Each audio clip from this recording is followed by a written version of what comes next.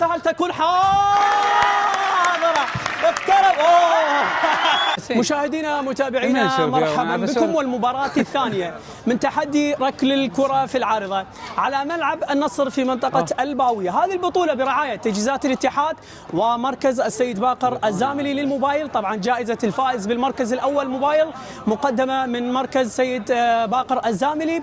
مباراة اليوم وهي المباراة الثانية في تحدي ركل الكرة في العارضة راح تكون ما بين اثنين خصيصين في الكرات الثابتة، في فرقهم دائما هم نشاهدهم يضربون الكرات الثابتة. هل ينجح اليوم سيد حسين بمواجهة علي يونس لركل 10 كرات بالعارضة؟ المباراة الأولى شاهدنا من أصل 20 كرة واحدة ضربت في العارضة، استفاد منها خالد الدبيان وتأهل.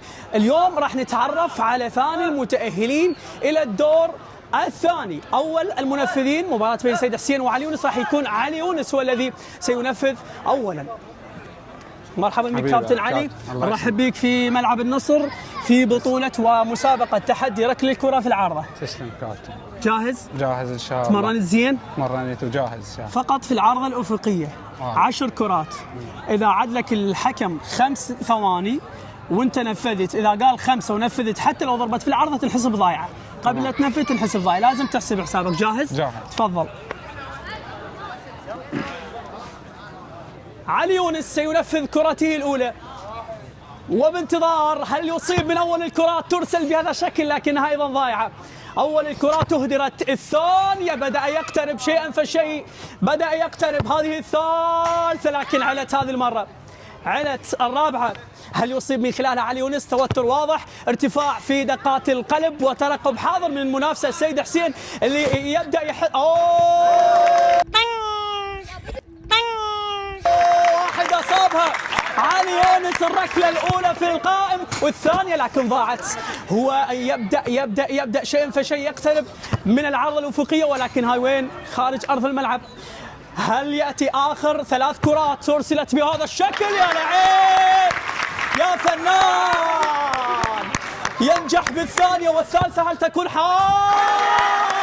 الأخيرة والعاشرة بعد أن صاب 3 كرات في العارضة، هل ينجح في الأخيرة ليصبح ب10 ركلات؟ خلاص مباراة فيها الحماس والجمهور عامل جو في ملعب النصر.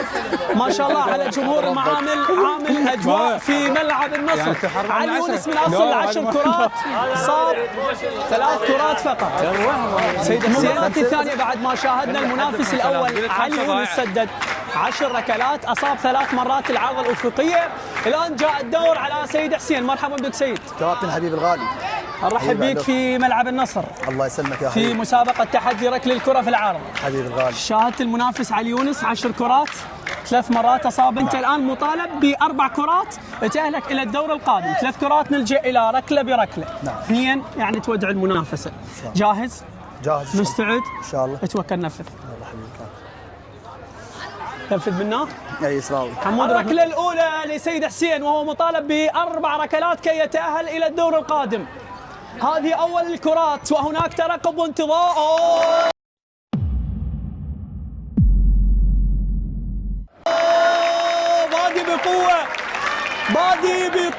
بادي بقوة وتتبقى 3 ركلات كي يتأهل. يا عيني يا فنان يا فنان يا فنان يا فنان، بادي بقوة.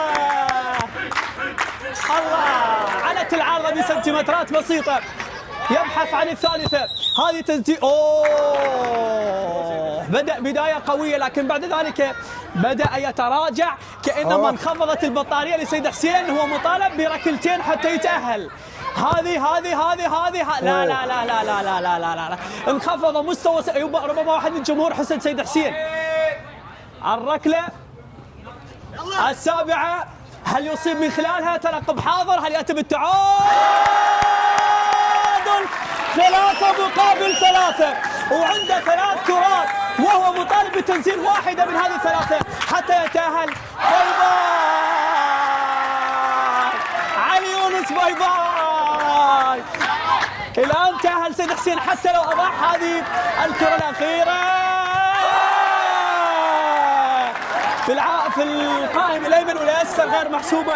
مبروك سيد حسين، تأهل إلى الدور القادم في مسابقة ركل الكرة في العارضة.